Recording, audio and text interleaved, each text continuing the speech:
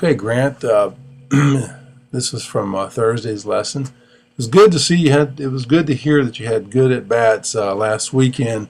So every weekend, that you guys play, the focus is to have a real good approach. Your practice, work ethic is getting better.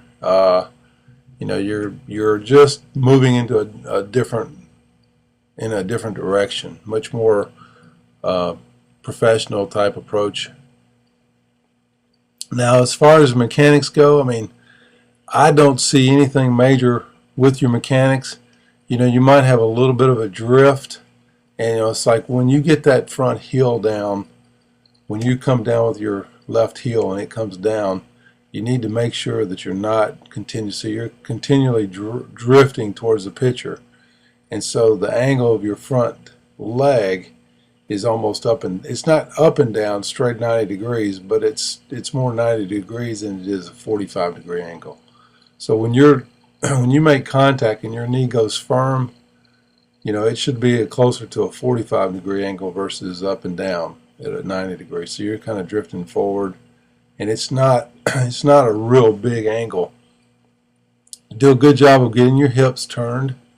Sometimes when you face guys that are throwing real hard, it's not a bad idea to turn that toe towards that plate, and it's a good adjustment to make. You can choke up. There's some other things you can make, but you got to get your hand to be more consistent hitting. You got to get your hand in front of your elbow, so therefore your right elbow does not need to go too far towards the middle of your stomach.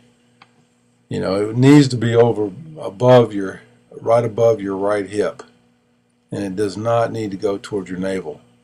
Sometimes that happens, and it just makes you much more inconsistent. So your hand is a little bit in front of your right elbow. So remember, this weekend the plan is to be aggressive early in the count and be selective. All right, go back and look at this video, and we'll see you next week.